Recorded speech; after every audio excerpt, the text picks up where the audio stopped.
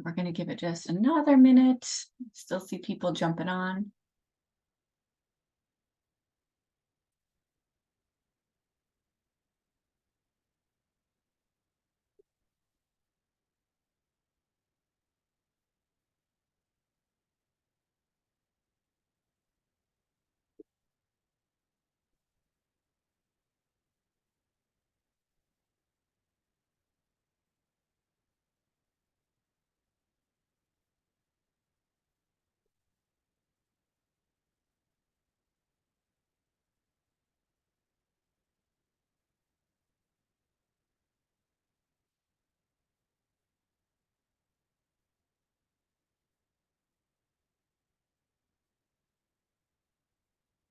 All right. It is noon. And so we will begin. Just want to check one more thing here.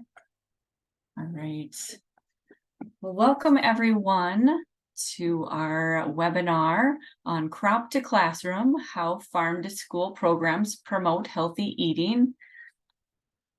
We are happy everyone could join us for our lunch and learn today. There we go. My name is Mary Lizakowski, and I'm a Coalition Health Director with Foundation for a Healthy North Dakota. It is a nonprofit established in 2022, and we are comprised of a small team. Our mission is to promote health and wellness by working at the community level across North Dakota. We are building a statewide coalition to allow local communities to come together and work together on common initiatives. And by joining the coalition, members will be first to know about educational opportunities such as this, the latest on relevant public health information, legislative updates, and access to digital advocacy resources and toolkits. Just some housekeeping things to cover. Webinar attendees are automatically muted right now for the presentation. If you do have questions, please put them in the chat. Our team will be monitoring the chat, and we will be addressing those at the end of the presentation, and we will allow people to come off mute as well when we go into the questions section of the presentation. We will be recording this presentation, and we will be emailing this out in the end with some resources and an evaluation survey as well. It is my pleasure to introduce the presenters today. The first is Ann Olson. She is a local food coordinator, small farm navigator for Strengthen ND and Strong Farm Incubator. She grew up on a conventional grain farm west of Minot, and later in 2011, moved back to the farm with her husband Wyatt. Together, they started market gardening in 2016 for supplemental income when she decided to stay home with their twin boys. She joined the Minot Farmers Market that year and has been attending ever since. They have run a small CSA program from their farm since 2018, and that ran until 2022. Besides produce, they sell decorated sugar cookies and other baked goods throughout the year. Their current project is to obtain a produce license so they can sell into Minot area schools and restaurants in 2023. In Ann's role for Strengthen ND, she is helping to develop the Strong Farm Incubator in Baldwin, North Dakota. They are collaborating with the Stahl and Podal families to educate a new generation of local producers and to give them a wide array of experiences towards their individual goals while teaching them about local food opportunities in North Dakota. Some of their other local food work has involved educating local children about agriculture, taking local food activities and farmers markets to assisted care facilities, and providing support to other local food organizations. And next we have Amanda Olson. She has worked in agriculture as a farmer and advocate for over 10 years. She worked for North Dakota Farmers Union in member advocacy and remains an active member. In early 2023, she took her passion to North Dakota Department of Public Instruction, where she is the farm to school specialist. Her position is within the Child Nutrition and Food Distribution Office, which helps schools operate the National School Lunch Program. Since she started, she has been working with many agencies to help bring capacity and infrastructure to farm to school in North Dakota. Amanda and her family reside near Animus, where they farm small grain, beans, and her favorite crop, pumpkins. If she could, she would make it autumn all year long.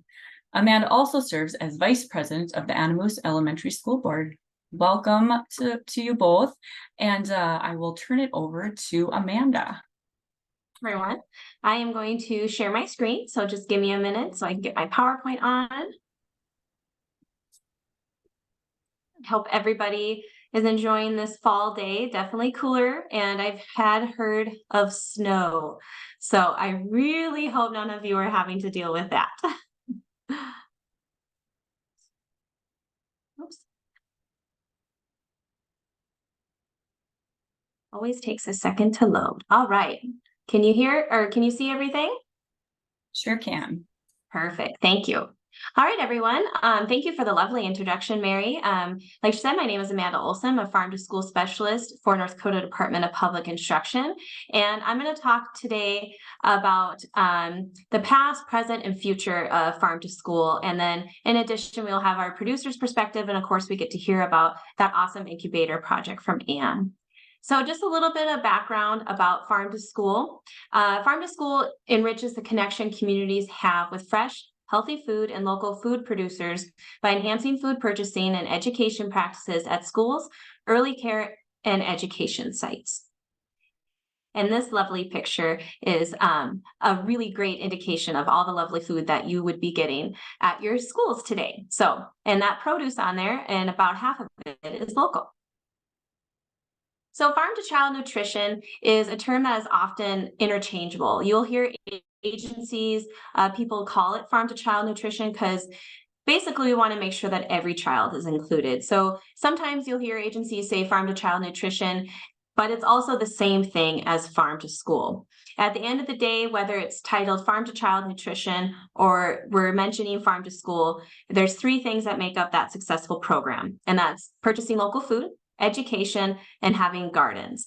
Now, I will tell you in the state of North Dakota, especially as we're still building, if one school is able to do this, even if it's just education that they're focusing on right now, or they have gardens and they haven't really stepped into the local food purchasing, they're still participating in farm to school. And I'll talk a little bit more about that when it comes up a little bit later.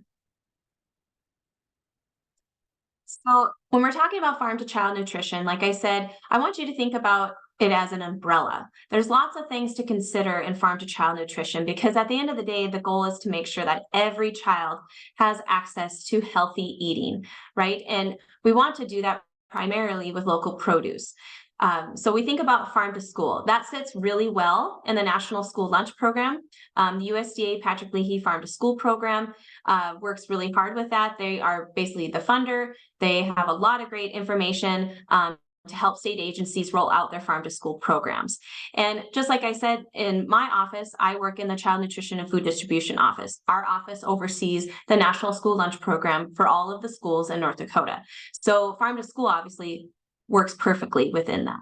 But we also don't want to forget that bringing tribal foods and traditions into classrooms when they talk about like food sovereignty and making sure that those cafeterias and gardens are fitting into that as well. And that all fits really tightly and well under this umbrella of farm to child nutrition. And that's really what has helped frame it in my mind as well, because we don't want to forget about the Head Starts, the preschools, and the daycares.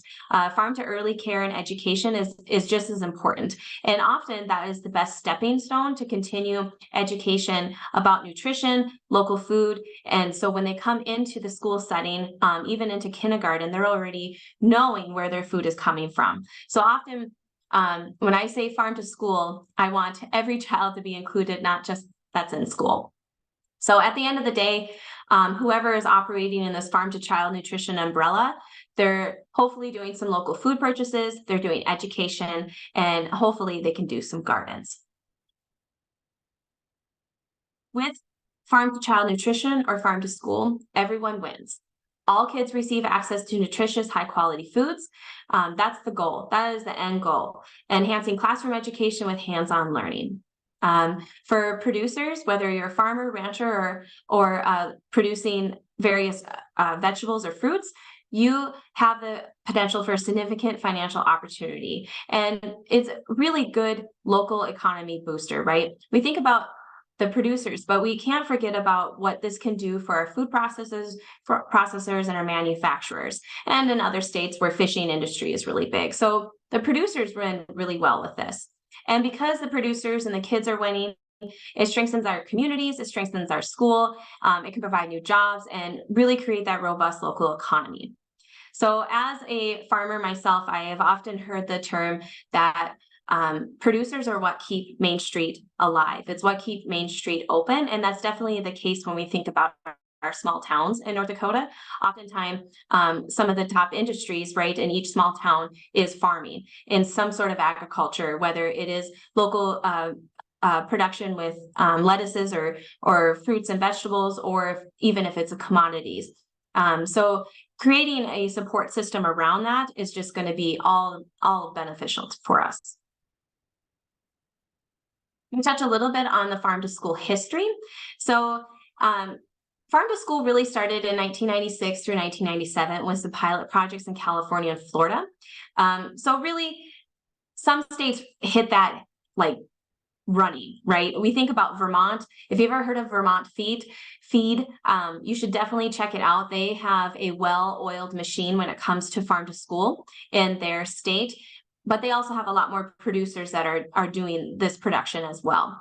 But every organization, every business, everybody has their hands and their feet into Vermont Feed. So they have a very, very good grasp on how well it works. They have the legislature tied into it. There's a lot of support when it comes into those states. And as you see, the same thing in California and Florida. In 2004 is when the National Farm to School Program authorized in statute the child nutrition reauthorization. Basically, the program has been established, but it wasn't receiving any federal funding. So National Survey of Farm to School Projects at that time said there was estimated about 400 programs in 22 states already happening without the money. So this is what really launched the Farm to School Network, the National Farm to School Network. And if you are curious onto what they do a lot of policy advocacy as well. You should check out that link, farmtoschool.org. They have a lot of great resources. Also, when it comes to National Farm to School Month to celebrate as well, which is in October. In 2015 is when the Farm to School Act allowed for more funding and expansion of child nutrition programs. And that was the first time the USDA did a farm to school survey. And I'm going to talk a little bit about that too. North Dakota schools and organizations became the pioneers of farm to school around 2015. Farms, and specifically like Sue Balcom, really did a really great work with connecting local producers with schools. So even when state agencies in the state weren't completely focused or had a dedicated position to this, schools and organizations were going to take it on head on. And I think that's really great, because that definitely shows us that if for whatever reason we lose some funding, that the primary goal is still to promote local food. So, and it has grown ever since. They did a lot of great work, especially in Jamestown. I think Jamestown is one of the first schools that did farm to school when it came to that. They did potatoes. They have now since receded in that a little bit, but it just goes to show you, compared to other states, we are still in our infancy when it comes to farm to school. We've been around for about 10 years. That's still pretty new when it comes to programs. So let's switch gears and talk about the present day. What's going on in farm to school in North Dakota now? So in 2018 through 2019, there was a USDA farm to school census that happened. And basically what they do is they reach out to every school food authority to just get a grasp of what they are doing in farm to school. What are they doing for local purchasing? What are they doing for activities and education? And what are they doing when it comes to garden spaces? So overall, for that census, we had about 65% of North Dakota SFAs participating. An SFA is a school food authority. So I want you to think about that. Some schools, for example, like Bismarck Public Schools or even Grand Forks Public Schools, have multiple buildings. However, they act as one school food authority to make sure that everything that needs to happen in the National School Lunch Program, all of those things with USDA Foods, all of that happens through one authority. So we have typically in the state around 300 school food authorities. And for the 2018 and 19 census, we had 143 out of 301 participate, which showed we had about 93,000 students participating in some level of farm to school. So there is another census that is out right now. The 2023 farm to school census is out. If you are a school that is participating in this webinar, please fill it out. It is due in December. We want to make sure that we get all of this data captured. We want to see how we've grown or how we haven't grown, and the areas that we can improve and expand, especially when it comes to state agency support. So I really think that the numbers for this coming census will show that we have grown, or at least have stayed stable. But the best thing that I've learned about this USDA farm to school census is that they have tweaked the questions a little bit, and the USDA is offering more support when answering that. So if you are a school on this line and have not completed the USDA farm to school census, I urge you to please do that. An email was sent from USDA. If you did not get that email, please reach out to me. Let's talk a little bit about my position.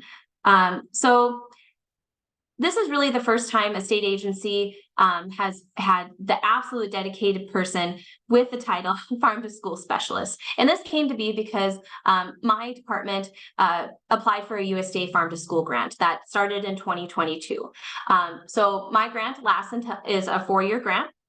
But that doesn't mean there wasn't lots of work done prior from other organizations, even from the staff, from my coworkers and the staff in our office. But really a lot of agencies and a lot of people talked about we could really grow this if there was a dedicated person in a state agency being able to do this. So when I started in February, one of the things that I recognized that haven't been happening is I wanted to connect schools, daycares, early childcare facilities, and producers together. So if there was a local producer in that area, I wanted to make sure that schools knew that they could reach out. Now, there are areas that I would call that are light in local food production, or that maybe aren't willing to do some farm to school stuff. So that will take some time to build as well. But some of the things that I'm providing is basically technical assistance. So I'm connecting the schools, I'm connecting the producers together. And as this job, as this position evolves, that is something that I'm going to continue to do, because right now we don't have a backup avenue to make sure that those connections are happening. Within that same sense, I am connecting with agencies, organizations, and community builders to bring resources, education, and awareness to North Dakota about farm to child nutrition.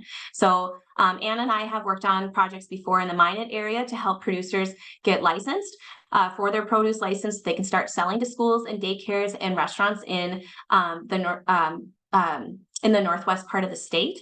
And those are things that I want to continue. In addition, I'm working with NDSU Extension and Department of Ag on some meetings as well to fill the void of making sure that they have resources and also trainings so producers feel comfortable selling to schools and schools feel comfortable buying that produce as well.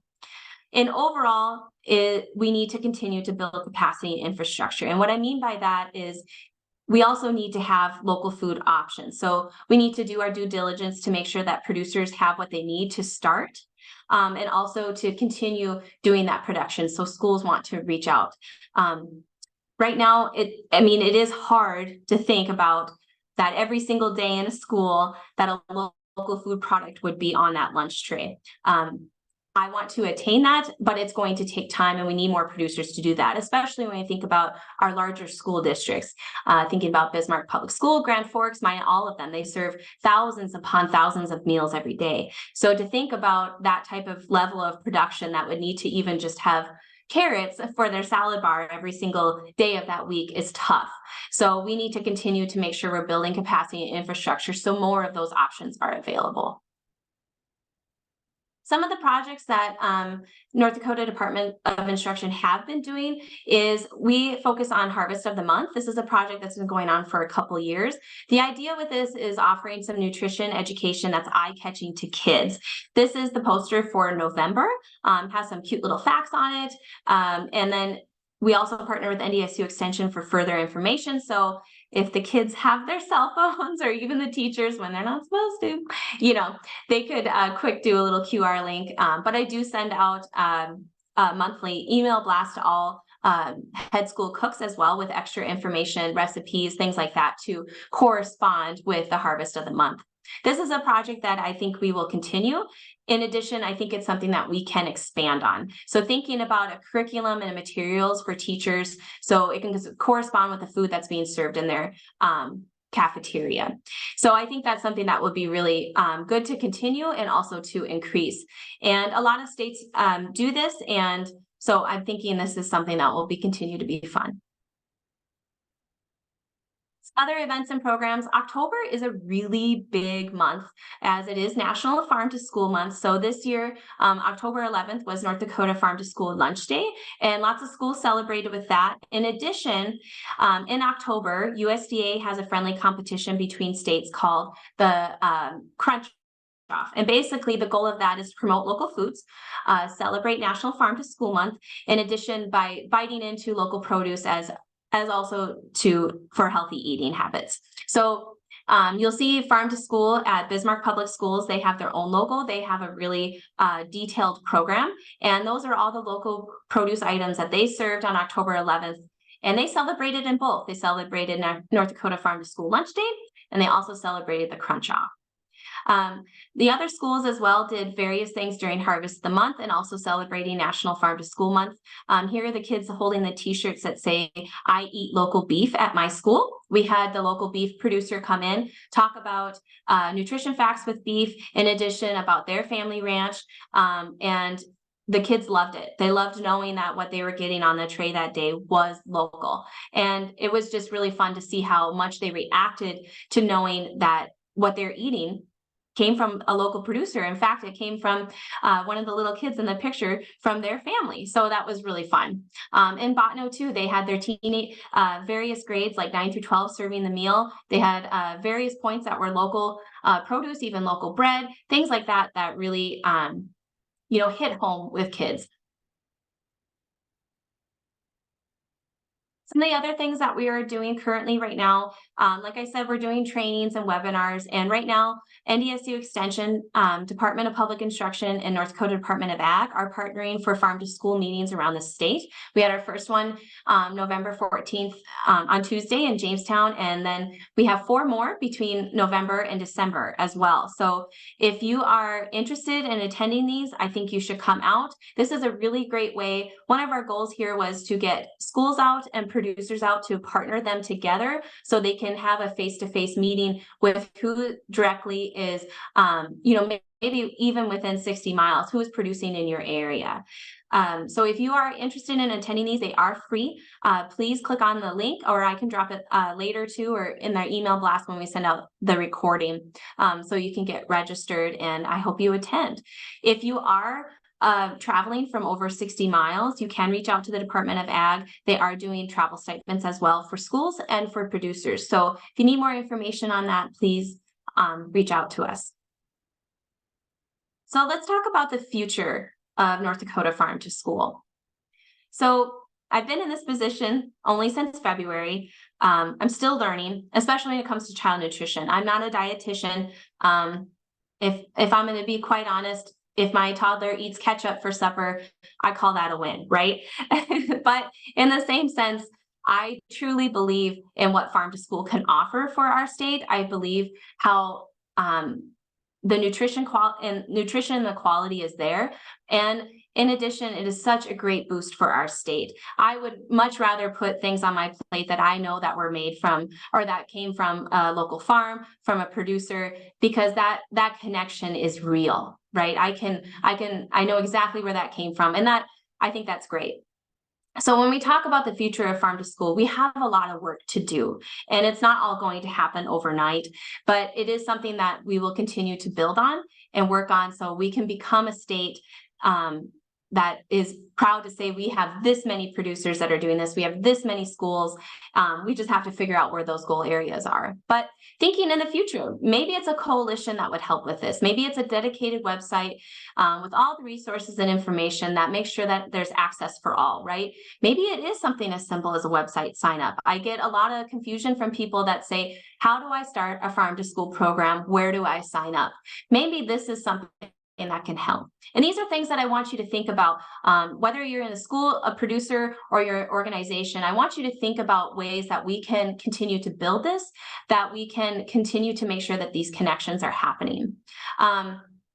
Social platform to build connections. Is that a Facebook group? How are we going to continue building those connections? So if my position was ever gone, how are schools and producers going to connect together to make sure that there's local foods being served or purchased or procured?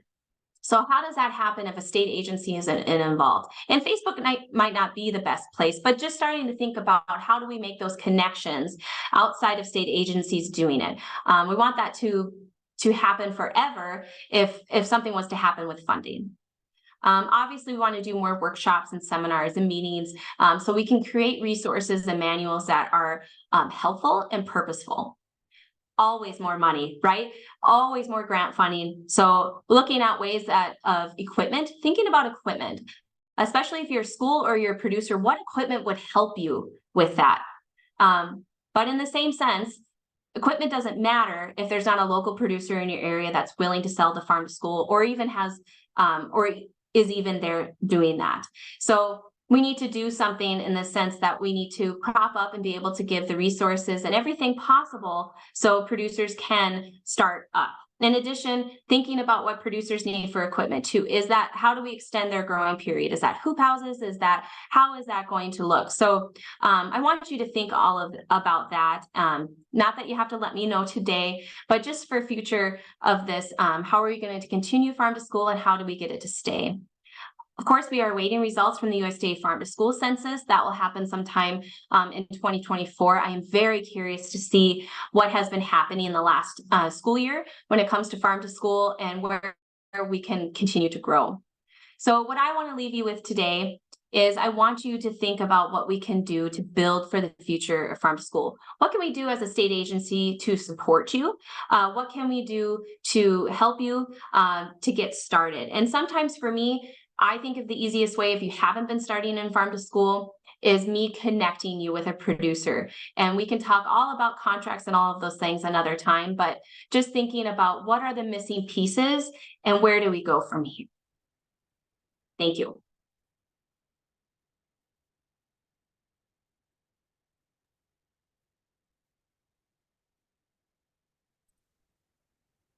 All right, so we can move to Ann. If you wanted to share your screen.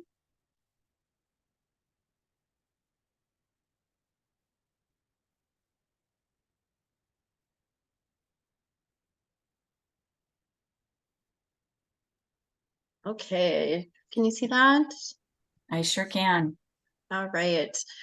As Mary said, it's a great introduction, and thank you, Amanda, for kicking off the farm to school information. My name is Ann Olson, and I have transitioned from the local food coordinator for Strengthen ND to the small farm navigator. I'm also a local food producer, and it's my pleasure to kick off our series of slides with yet another producer who has experience in the Bismarck Public School area.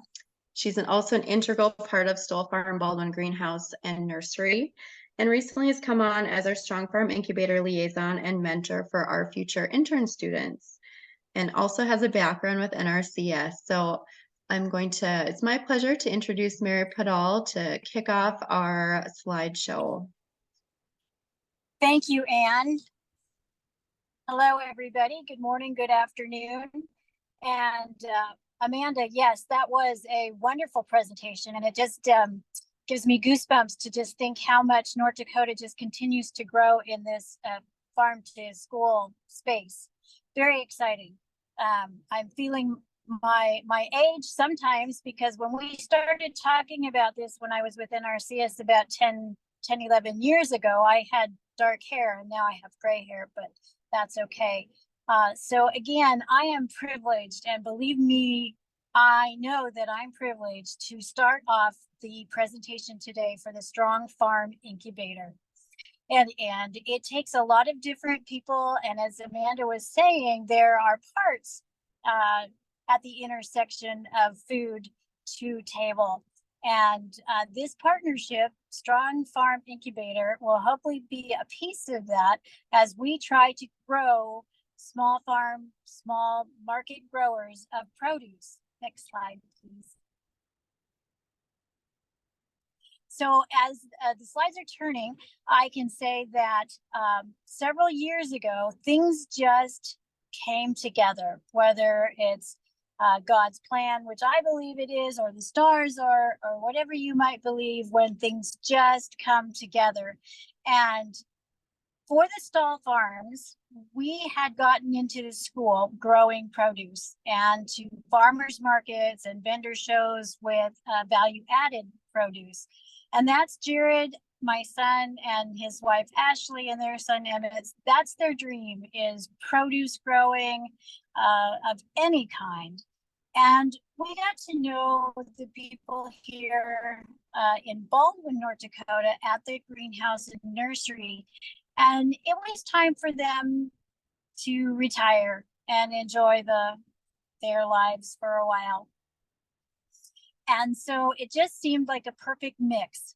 The produce, growing plants, it's what they're good at, my family.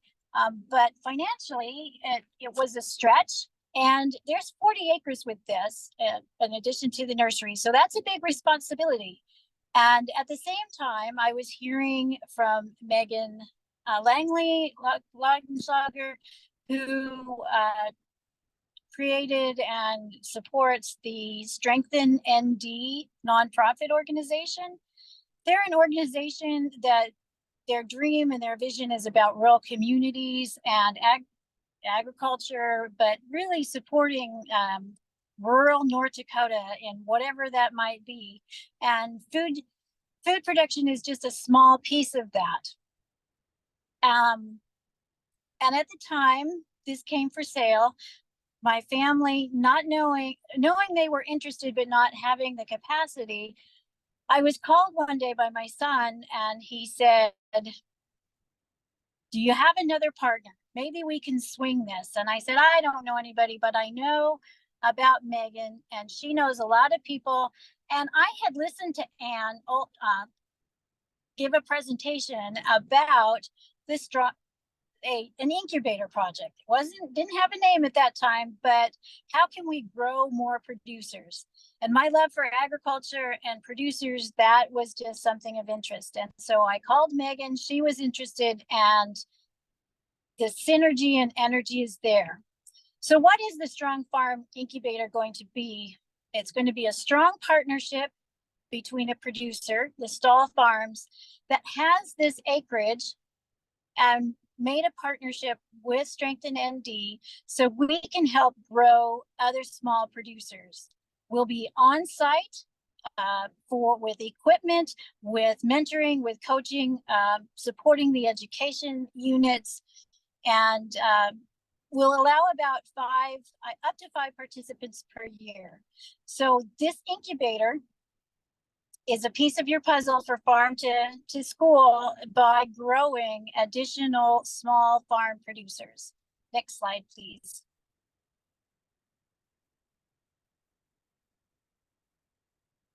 This year, Strengthen ND came together and with the partnership, and we had a ribbon cutting in May when we were able to, our first year, celebrate 30 years of the Baldwin Greenhouse and Nursery, new ownership being the Stall Farms and my family, and this partnership for the Strong Farm Incubator. You can't see faces there, but all of these people have a piece to play in this partnership.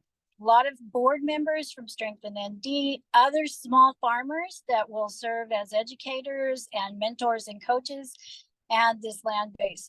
It was a wonderful day, and can't wait to grow more energy for these small farmers. Next slide. So as I keep saying, it's a partnership. And, you know, Amanda, you were absolutely correct when you talked about there are a lot of different pieces to getting the food to table. And in growing more small producers, this is part of the team that we have for Strong Farms. And I can't say enough about Megan. She has the dream, the vision, and the leadership, and some of the business skills that will help us continue to grow. Her board is phenomenal.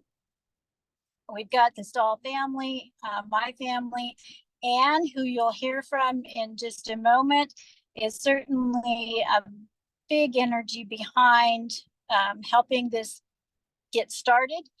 Desiree, you'll also hear from Desiree. Keith Knutson, who is retired from the Dakota College, will definitely be a big part of education. And when you're teaching farmers, they might love to grow plants. I hope they do, because that's their life. But there's a lot of pieces that they have to deal with. They have to deal with regulatory issues, possibly laws, safety issues, health issues. And then there's myself on this partnership. We're certainly not the only 6 or 7 people. There's a big team behind us, and there's lots of pieces. So we're very excited to bring this team to more farmers, to North Dakota here, and grow our own incubator project that will be supportive for new farmers, for young people, for veterans, for non-traditional farmers, whatever it might be. We will be here to give them full support, a full safety net, so that they can learn all the pieces that it takes to grow food, so that we can be a part of that railway to schools. Next slide. So I'm going to turn it back over to Ann. I've touched a little bit on the history of the Strong Farm Incubator, but she's going to detail some other pieces of this puzzle. Thank you. Thank you, Mary. And I apologize that my camera is not working today, but I'll talk a little bit more about the history of Strong Farm Incubator from the Strengthen ND side. I came on as a local food producer to Strengthen ND to help with the local food work and development of the program in the fall of 2021. And we, as Mary had said, have done a lot of different things, just kind of testing the waters and seeing where the needs are in local foods in our area. And Megan, prior to that, had also started looking at how can we as Strengthen ND develop and capacity grow and support rural communities across North Dakota. How can we get more folks moving back there? How can we add to their income potential? Things like that. And one way she felt passionate about doing that is growing the population of local food producers. So deciding to kind of start even at ground level is let's grow more producers. And that's how the conversation of the incubator farm idea started. And, you know, how do we supply more growers to farmers market? I know at our farmers market, there's days that we're always wishing early in the season that we had more produce, or later in the season, through the winter. Now that we're looking at farm to school, how do we, like Amanda said, grow that capacity so growers felt comfortable approaching schools and bigger schools to provide the produce that they need. So that is really how all of these conversations started rolling into, let's start a location in North Dakota where people can get hands-on practical experience so that they can take their business and run with it. And as a local food producer myself, I know that I probably have not always treated it like the business that it should be treated like. And because maybe I didn't know a lot of things from the beginning. So I'm backtracking as I learn and adding components to my business. But how can we expedite that for other local food producers so they don't make the same mistake? So maybe after a year, they decide, maybe this isn't for me and I'm not going to invest more of my money into this project, but maybe they are. And how can we help foster that love of local foods? So in 2023, we had a trial internship. It wasn't exactly planned. We were already heavy into our incubator planning process, and we had everything ready to roll. But through fate, we had 3 wonderful interns in the Minot area where I'm located that were ready to start their local food businesses. Desiree, as you'll hear from in a little bit, She had already really had the ball rolling on her business for Esther's Acres. They were planning their first CSA. They were had eggs, poultry, plans for butchering lamb, and then plans for potentially farmers market. She's since come on as our incubator education coordinator, and then also has organized a multi-producer CSA in the Minot area. Cole Foster, he's a new grower as well in the Berthold area. He was sent our way from an FFA advisor who thought this would be a good next step for him. And that's exactly what we're looking for. So as we start talking more about this project, if any of you have the wheels turning that, hey, I know of that perfect person, that FFA student, that 4-H kid, that, you know, someone who is a retired or semi-retired and they are a great backyard gardener, but they need some more space, those are all perfect candidates for this project. And then we had Vanessa Rovig. She has a garlic production farm that she is getting started. And all of these individuals just needed a little bit more guidance, a little bit more help, some cheerleading, and just how can we help get the information to you that you need to get your season going, checking in to see how it was going through the year, and then kind of follow up to say, what can we do to help you for next year? Our funding sources, we have funding besides the Stoll family from Strengthen ND, AgriBank, NRCS, and we have other funding commitments in the works. These are just some of the benefits that the interns will see that are participating in the Strong Farm Incubator. They will receive a free land plot at the Baldwin Greenhouse location, and the size of it will just depend on their experience level. If they stay with us for that second year, they'll be able to expand that land capacity. And whatever they make off of that garden plot or flower plot at the farmer's market or direct sales to consumer will be theirs to keep. So they have that advantage. They'll have tools, seeds, plant access. They'll learn all about growing from the seed to harvest.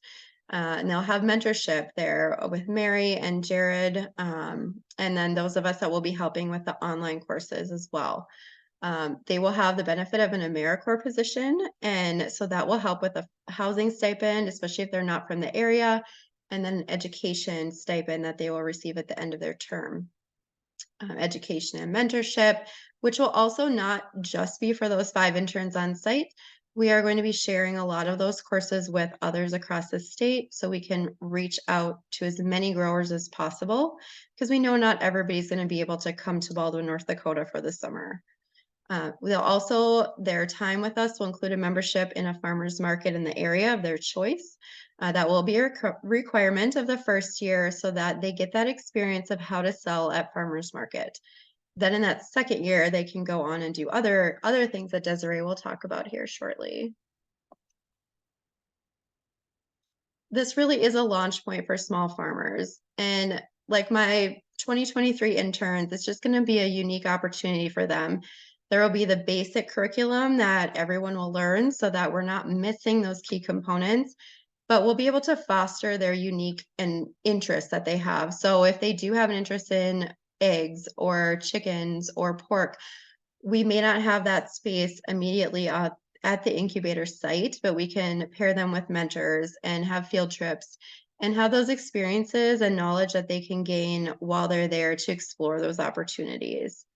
And this is open to anybody new to farming. Maybe you're new to North Dakota. You're a student, a high school student that's older in an FFA, or you're a college student coming home for the summer, a veteran, and again, that backyard gardener that's maybe in the Bismarck, Baldwin, Mandan area that just would like to try farmer's market but doesn't have any more room to grow. And provided by just a supportive network of those of us that are there to help them. And farm to school at the incubator, this will probably look a little bit different in a few years, but there's multiple years of experience by Mary and Jared, close access to a lot of schools in the area, and Bismarck Public School has been a leader in farm to school in North Dakota. And so they're going to have lots of other opportunities to learn. As Amanda said, here in the Minot area and First District Health Unit, we do have additional requirements, and some of the schools that producers sell to across the state might also have other requirements that producers need to meet. So how can we make that happen for them and teach them kind of the ropes of the rules without them feeling overwhelmed by those rules? And then also sharing with them, how can you make a small wash and pack facility on your property that won't cost you a fortune? How can you follow the rules so that you're able to participate in these wonderful programs? And with this, I'm going to turn the rest of the presentation over to Desiree Carlson, our educator. Hello, thank you. And I have my toddler here, so I apologize if there's any extra background noise today.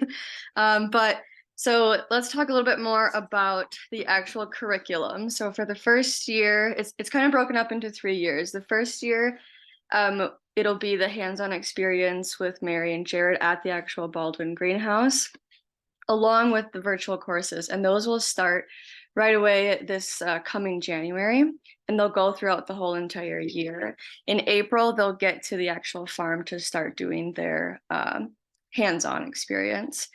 So a few of the topics that we will cover during that first year, it'll mostly be like farming and business 101, things like developing and executing their personalized produce growing plan, harvesting, washing, packing their goods, and then going back to basics like building their business name, their logo if they choose to do a website, and some of their other marketing materials.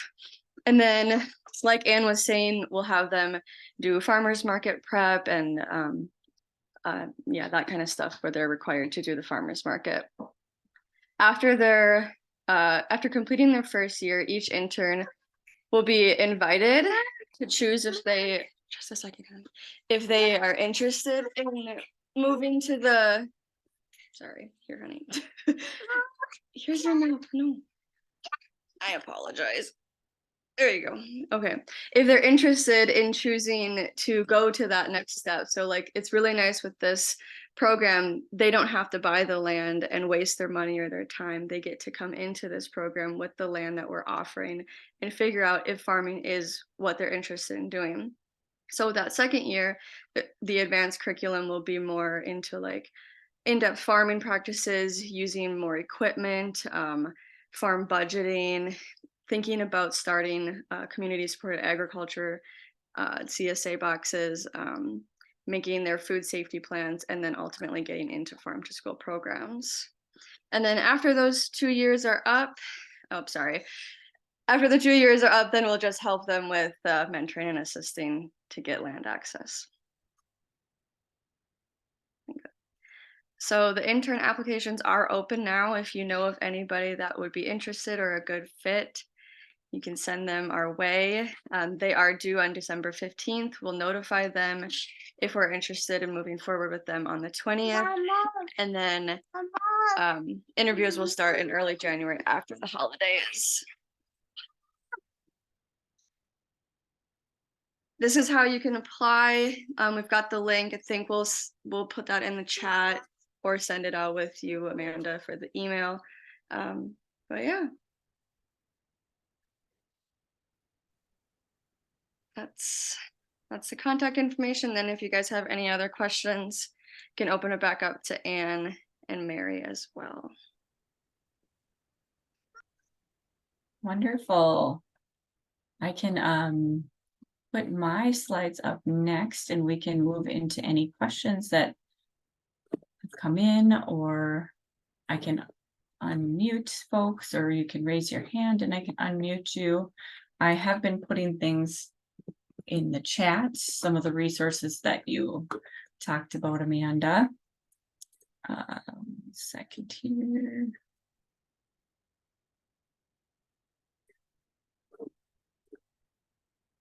All right, is my screen up? Just want to make sure. Yeah, awesome. Okay. Yeah, so if you have any questions, feel free to put your hand up and I can unmute you, or you can plop it in the chat. There, we do have a QR code up here if you wanted to take the time to scan that. And take the survey. We would love to hear from you. let's see here. Yeah, that poster you had, Amanda, was really awesome. I loved that. And I also went on my my kids' lunch menu. They did have the farm to school day on it. And I'm here in West Fargo, so I was Great. like, yes, I know, I was really excited about that. Yeah, they Omni Advertising actually helped me with the design of it. And so I just kind of put in all the facts, and I was like, I have a really weird thing to suggest, but I kind of want to make each one like a character. I said, I know it sounds silly, but like kids like cartoons. So like, can we kind of like make this a cartoon? And how do we do that without it looking completely silly? But maybe silly is good, you know. If it gets attention for the kids, that was the idea. You know, when they're standing in line for breakfast or lunch, they have something to look at. Hopefully it's something to talk about, but thinking about the future, how even, you know, our lunchrooms, our cafeterias can be turned into classrooms as an extra way to talk about nutrition education. So. So if there's people who don't know much about the farm to school program and want to just understand if their school is doing this, how would they find that out? So one of the best ways to find out if they are participating in any aspect of farm to school, whether it's a school garden or they're doing education or they are doing some local purchases, is they really should talk with the superintendent. They should ask about their level. You can typically, you know, the superintendent, the principals know. I would say, you know, if you know the local person that is serving in the cafeteria, obviously you can contact them too. However, you know, sometimes they're very busy during the day, making sure all of the children have access and are eating delicious food every day. So sometimes I think the best contact is the superintendent and the principal. But if you have a personal relationship with somebody that is in the food service part at your school, contact them too. That's just fine. Wonderful. I don't see any other questions in the chat right now. Mary, could I add a couple of things about our experience as producers with Farm to School? And then I'll probably, Yes. Mary, you put off if you'd like to add some as well. But I have to say that at our school in the Mina area, our lunchroom staff is very excited about the potential for Farm to School. They did the October Farm to School Day. They invited parents in. They used local producers where they could who were licensed. So we do have a brand new licensed producer in the Mina area, which is very exciting. And they used Pride of Dakota vendors as well to make sure that they followed all of those rules that we have to deal with. But, you know, they're looking for produce that will last longer because the supply chain is shorter from the producer that's just a few miles from the school to the school versus maybe it coming on a truck. They enjoy that. The kids enjoy it. You know, they are looking for something a little bit different. Sometimes they're a little nervous to try things, but the more that we normalize that into their lunches, the better. And as a producer standpoint, we're excited to learn more about it and to get more involved in the Mina area because we really feel a passion for it and that it's worthwhile doing. So Mary, I'm going to let you talk about your experience selling into Bismarck Public. Sure. A few years ago, actually the first year that Jared and Ashley started their produce piece, the school here in Bismarck put out a contract calling for requests for proposals, and we were really nervous about it. But I work for the government, so it's like, okay, Jared, we can give it a try. We won't put down for everything, but we put down for tomatoes and cucumbers because that's what he was good at growing. And we actually ended up with a very bad tomato crop that year, and he was very nervous. Very, very nervous. We didn't do this, and am I gonna have to pay all this money back? Because you know he sold cucumbers already, and it's like, no, we'll just communication. I'll tell you, the school was great, Michelle Wagner, and she's like, no, we'll pay you for what you bring and what you can bring, you know, what you can, and it it could be much more difficult, but she made it very easy. And there was one lady that we worked with, Gina, that knew more about what size we should have, and she just helped educate us. And so they were able to sell to the school for quite a few years until COVID hit, really. So we had a down year. And then the next year we even tried to engage more producers, because it's going to take lots of producers. No one producer can grow everything for all the schools in as big a district as Bismarck and Mandan. And I said, I know this guy who grows wonderful onions, and I know his place, and he's, while he would never write a food safety plan himself, and while he would never want to deal with the schools, how about I buy them? I brought the school some beautiful onions if they were bad. And since I knew his place, I felt pretty comfortable in taking on that food safety and health responsibility. And I did that for another farmer or two who just doesn't want to have to turn in a W-9, which I do think that has to be a minimum. That was a lesson learned, but that was something that we wanted to do ourselves. We're very passionate about growing food, and then I was passionate about helping others, small farmers, get into that, and I believe that Bismarck Schools is still continuing to do that. Again, this year we didn't sign up anything, being new owners at the greenhouse. We weren't sure we were going to be able to grow anything other than the flowers for the nursery, but we did actually start growing quite a few tomatoes and peppers this year. It was too late then to get into the schools because they wanted to do it with the contract again this year rather than just whatever we had. So we have been donating and selling to the Great Plains Food Bank. But I believe strongly that as we continue to grow, we want to get back into the school system. I want to see kids vegetables. Jared loves to grow. He doesn't eat the vegetables, but it's really kind of cool.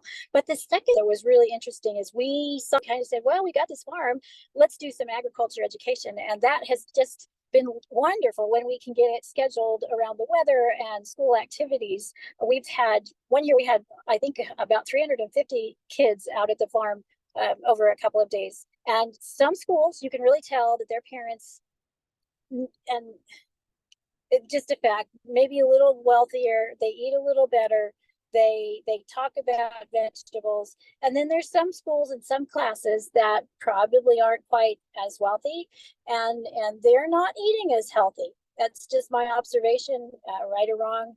And they had some misconceptions about where their food came from. And to tell you the truth, those were the kids that were the most fun to just, have little activities for them and just take the time individually as much as we could to really listen to them about what kind of food they were eating, and to educate them that carrots weren't always orange, or just little things that they can have an aha moment about. So yes, we want to grow produce, but that education piece and connecting with those kids is also important. And I think as we get more and more producers in that are using farmers markets and vending shows, or market gardeners, those backyard gardeners that have excess carrots this year, if they get a chance to spend any time with kids, I think it'll just even grow more of a passion for them to connect to the schools. So that's been our experience.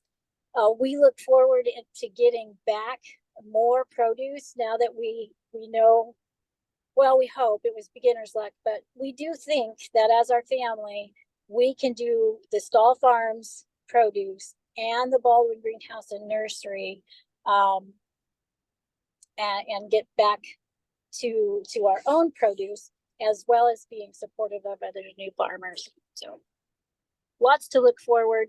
And as I end, I just have to say, it takes all of us, and it's so exciting, Mary, for Foundation for Healthy North Dakota. I really don't know much about you, but really glad to hear that you're a piece of the puzzle. And Amanda,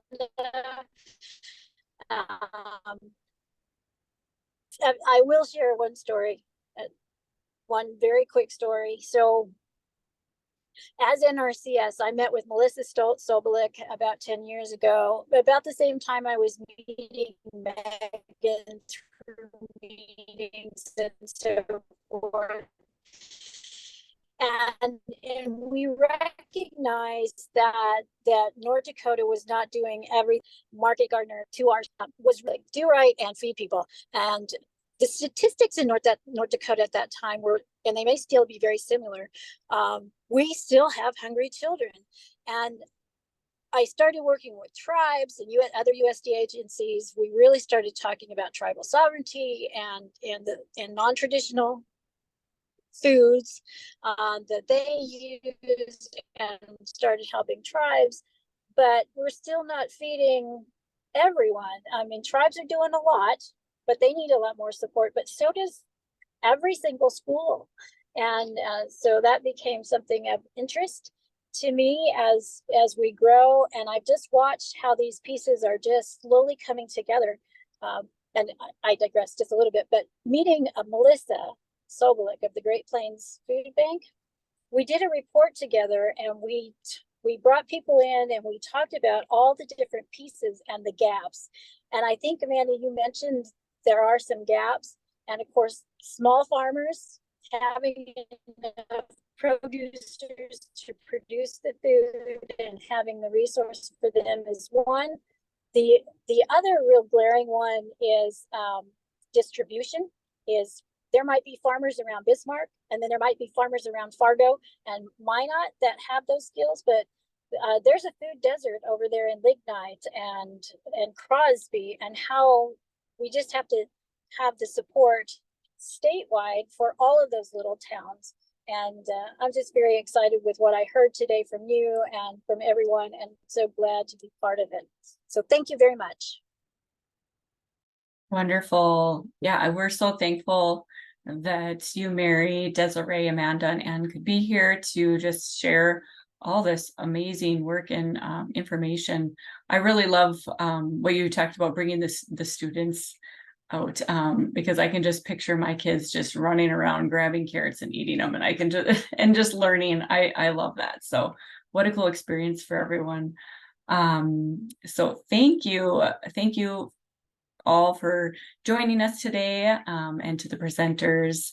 This was a wonderful webinar. To stay connected with us, you can follow Healthy NODAC on Facebook, Instagram, Twitter, and Foundation for Healthy North Dakota on LinkedIn. Also, to join the coalition, you can visit the link to stay aware of future webinars and updates to the foundation. And we will send a follow-up email to everyone who registered and attended with a recording and some resources. So thank you to everyone, and have a wonderful rest of your day. Thank you.